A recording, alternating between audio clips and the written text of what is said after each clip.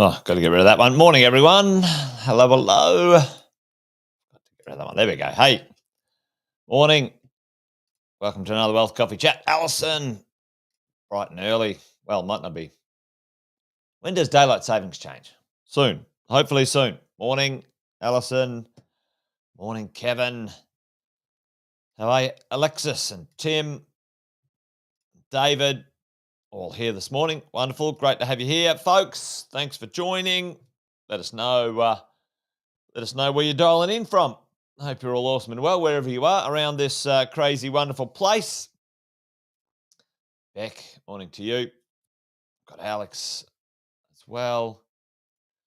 A few of the regulars. Welcome along. Great to see you here, folks. If you didn't already know, we'll do the quick pleasantries. For those who don't know, Jason Witten's my name. Most of you know that, though. But if you didn't, there you go, a little reminder. Been doing these Wealth Coffee Chats for a little while now, helping property investors make a little bit of sense of what's going on out there in the marketplace. Gemma, good morning to you. Good to have you here. David's in from Brizzy, just up the road. Been property investing myself for a few years, well over 20, coaching property investors as well. Done a few deals, learned a few things. Learned? What's the right English? What's the right I don't know. Whatever it's meant to be. Anyway, don't get caught up, Jason. Anyway, I've learned a few things along the way, folks, and I like to share them with you each morning on this thing called Wealth Coffee Chat. So welcome along. Good to have you in the house. If you're new, say hello. Give us a shout. If you're watching it on the replay, do the same anyway. I know many people can't catch it live. This is recorded in Facebook and YouTube and put on as podcasts as well. So if you do struggle to get sorted for the morning, you can catch up. You can subscribe wherever you get your good podcasts and or YouTube channels. There you go. Little plug. Hey, morning, Jimmy. All the way from NZ. Good to see you, brother. Thanks for joining. Anyway, what's going on in the world of construction in Australia right now? Well, more specifically, residential housing building or residential building. Folks, we certainly have a big issue.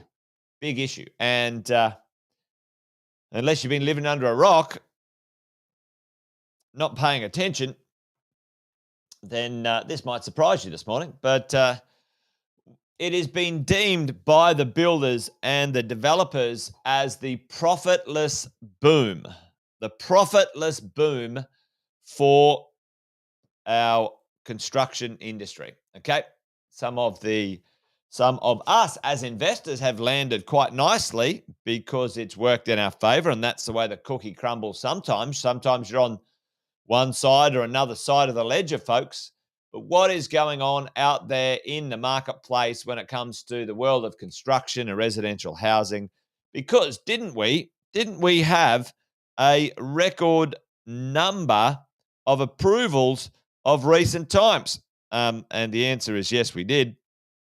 What happened to all those houses, folks? And that's what I wanted to maybe chat to you about this morning, a little bit about what is going on. But tell me in the chat, what do you know right now? What do you know right now about what's happening to a lot of builders out there and some major builders out there? Put that in the chat for me. Has anyone noticed anything that's going on? Put that in the chat right now, because this is what we're going to have a bit of a talk about this morning. All right, let's get into it. What is happening, folks? What's going on out there? Few little conversations going on about our supply chain, our future supply of real estate. Supplies are getting hard. Yeah, they're struggling. That is for sure, Tim. What's happening to our builders or with our builders out there? Low supply, weak level of new housing completions in 2024, 2025, 2026. Listen, weak level, that is an absolute bloody understatement, right? Bloody understatement. Sasha's paying attention here, which is good. Everyone else is obviously gone bust, right? And I'm going to show you something in a minute. Certainly, plenty of delays, folks. What's going on out there? Weak level. That is the understatement of the week. The weak level. Weak. It's a disaster. Disaster. Is that how you spell it? It's a disaster, folks, going on out there right now with many of our residential builders. And the effects of it are showing up right now. The cause happened a while ago.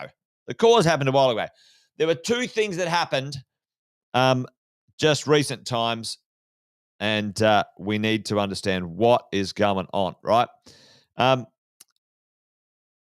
If we have a look at completions across the country, we're heading in a downward direction. If you have a look at our total completions, we are heading down.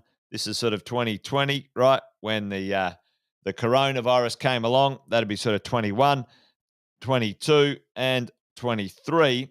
Right? We're heading in a downward direction. The number of things proposed to be completed from some crazy highs are just like ridiculous. And I'll show you in a minute, right? Here's what we can look forward to at this moment in time. And this problem is not going to be solved anytime soon, right? So let's just have a look at a few things here. Now, this is where we are today. This is like, hey, that's what might be completed. Now you go, all right, well, coming, and here's what's coming in the future. Oh, Melbourne might go up a little bit or whatever, and that's not even up a little bit in comparison to the others, just so you know. Look, Sydney, a city of 6 million people, or New South Wales, 6 million. How many people in Sydney? 2,800 new apartments marketed and under construction for completion in 2025. Now, I showed yesterday, first home buyer couple paid $215,000 over the asking price or over the reserve price for a one-bedroom apartment in Sydney. Folks, it is not going to get any better. Yeah, and Alexis is talking about approvals for sure. We actually had a record approvals year, Alexis, across many states. However, that caused other issues, and the approvals certainly we need to improve the approvals, but more importantly, we need to improve the properties being completed. But look at this, folks. 500 in Brisbane. That's nothing. That's nothing. Folks, this year, 4,000 is nothing for Brisbane, and we're heading towards 500. Melbourne, Sydney, 2,800. And have a look at the other places in the country. There's nothing coming, folks. Let's scribble all over that. It's just, there's nothing there, all right? People will sell their existing properties. No, they won't. Listings are down, okay? Total listings of properties being resold, and you can sort of see here, this is kind of like a sweet spot. That's where we've been. And what's happened since that? What's happened to our population since 2010, folks? Our population has gone up. So our population's gone up. I think I've got a stat on that in a minute. Here's the weekly asking prices. Weekly asking prices have not gone down. You can see this with SQM research. But here's what happened. Let's have a quick look at this. So Alexis talking about approvals there, right? So we had a boom in approvals, certainly for houses, right? So houses, absolutely, our best approvals for decades, right? Our best approvals for decades, folks. The best approvals for decades, 25,000 extra houses got approved. And why? Why did they get approved? What happened? Tell me right now in the chat. What happened there? Why did we get such a spike in approvals for independent houses? And that it didn't help with the apartments, by the way. You can see here we had a disaster over here called APRA. The APRA. There was 2 or 3 other things that actually happened 2017, 2018. But we already had a disaster when it came to supply. And then along came COVID, right, to kick it in the teeth. What happened? What happened here? Even though we had a little spike in medium density, we had a massive spike in housing approvals. Yep. They gave away free money. Right. Now, it was a marketplace that was actually quite balanced already. It was a balanced market. They gave away free money, and they did not understand the problems that would come with giving away free money. They never do. There's always a problem when you give away free money. Let's have a look at this. So for, probably even further, for 20 years, for 10 to 20 years, we could only get approved and build, let's call it 75,000 houses. So here's an idea. Let's in 1 year get 25% more houses in the pipeline, all right, in the middle of the biggest supply constraints we've ever seen in Australia's history. And what do you reckon that's going to do to our builders? All right, here we go. Record surge. Crazy. Look at this. All right, record surge in houses under construction. Now what's happened? Let's have a look at what's happened. Commencements down. So it hasn't transformed from here to here. What happened, right? What's happened to our 26,000 homes? Why aren't they being built? What happened to them? Okay. Well, number one, construction prices, folks. All of the quotes. Let me put myself some over here. Let's say you had a look at, let's call this 2020 and 21, right? They sold all of these houses here, and the going process was to fix in a construction rate, right? And then the cost of construction has gone up between 10 and 20%. And some materials have gone up significantly more. So all of these 100,000 houses there, what's happened? No profit for the builders. No profit, folks. Most of them were contracted to a certain fixed amount. They got locked in and got jammed. Now, some of them have been able to negotiate and talk with their customers to eke out and get through, right? But here's the problem. Here's the challenge, right? We've had at least 20 large companies collapse in 2022. We've now had 3 more companies collapse in 23. Let me put this up here. Right, 23rd of Feb. Another. So owing a bunch to the subcontractors, ladies and gents. 50 homes incomplete. Look at this. There's 50 homes incomplete. 50 homes incomplete there. All right. 703 million, 130 subbies out of pocket. Hundreds of builders have gone bust this year. So not only, folks, are the large builders going bust, but then the small builders are going bust as well, right? Now, it's flowing through. It's going to show up in 2023. Most of them tried to navigate it in 21 and 22. Significant amount of delays, et cetera, okay? For all of us as property investors, what does it mean, right? What does that mean? How do we navigate this as investors as we go along? Well, what is the silver lining for us as property investors, ladies and gents, team, is that supply is going to put pressure on prices, okay? Supply is going to put pressure on prices. Very sadly and unfortunately for a lot of people, supply is not going to be solved anytime soon. And I think I've said this one for a while. I mean, look at this. At a good marketplace, we sort of climbed a ladder to supply the Brisbane market reasonable, but since then, disaster. Melbourne, that's kind of a good supply chain for apartments and houses, but look at that, disaster. All right, undersupplying our marketplace by 5 to 10% of what is required for detached houses, for houses, right? And all the while, our population growing, and away we go. So listen, folks, for me, for you right now, what's going on?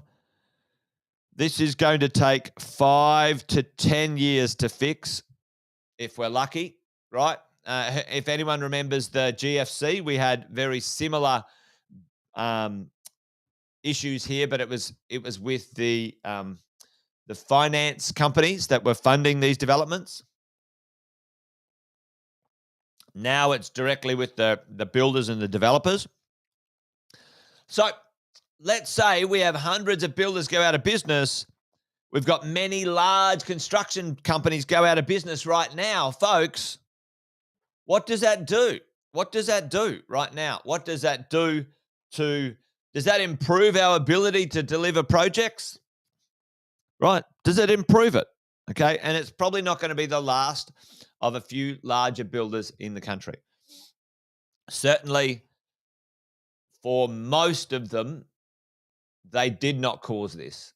They did not cause this. The government caused this because of their stupidity when it came to that. What they should be doing right now is giving the fucking builders some money because they caused these problems when it came to flooding the market with free money with no understanding of consequences. They caused this problem. Square and fucking fair, right? It's bullshit. Anyway, what are we going to do about it as investors? Well, folks, you need to be on the right side of the ledger. This is not going to be fixed for 5 to 10 years at all. Prices will only go up. Anyway, prices are only going to go up, team. 1, 5 to 10 years. Number 2, prices will only go up. Prices up. Folks, we have no supply. There's no supply anywhere, and all of these builders going broke are not going to supply anything. All right?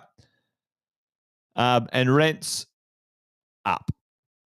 And the only thing holding it back right now, what's the only thing holding this back when it comes to now? There's a gazillion things going on, folks. You guys have heard me talk about this. We've got a disaster. 25 major building companies have collapsed in Australia. Hundreds of small builders. The supply chain is in all sorts. And you know what the government's doing? The government's over in America fucking talking to BlackRock to try and fix our housing problems because they fucking caused them. Anyway, I'm fired up this morning. This is bullshit. Anyway, what's going to happen, team?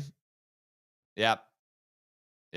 Yeah, a couple of the banks in America got themselves in strife. Again, Alison, the American banking system's pretty loose in comparison to Australian systems. But anyway, so team, the takeaway from this today, if you want to be on the right side of the ledger, right now, the one thing that's holding this back is interest rates. Interest rates will go down in late 24 and 25. And between now and then, you've got an opportunity, if you understand what to do, if you can get in with the right deals and the right people at the right time, you'll be on the right side of the ledger when it comes to the marketplace and what will happen. All right? Yes, in the next 12 months, there might be some unfortunate homeowners that may have to sell. I don't think that's going to be the case because I've talked about this. There's nowhere to go for them, so they're going to hunker down and hang on as hard as they can, and fair to them. Because if you sold your house, where do you go? It's just going to cost you as much to rent something and probably some piece of junk. So people will cut all sorts of spending to cover their costs. That is what will happen. So inflation will reduce, sadly, in the wrong way, but that's what the bank, the RBA wants. Unemployment will rise, and interest rates will go down. That's what's going to happen. We've got a massive population boom. Anyway, I'm not going to go on. You guys know where I'm at. That's it for today. I'm done. I could rant for another hour. Anyway, there you go, folks. It's not going to get any better if you're on the wrong side of the ledger. If you're on the right side of the ledger with the right people, it'll be great. And this is the kind of the yin and the yang, the Jekyll and Hyde, the day and the night of what these things do when governments make bad decisions, not understanding the consequences. Anyway, there you go. I better move on. I might get in trouble from abusing the government. Anyway, there you go, folks. Wealth Coffee Chat done and dusted. Join me tomorrow for another one. Always do them around about 8 o'clock. You guys know the drill. 10 past 8. Yeah, absolutely, Alison. Be on that right side of the ledger, team.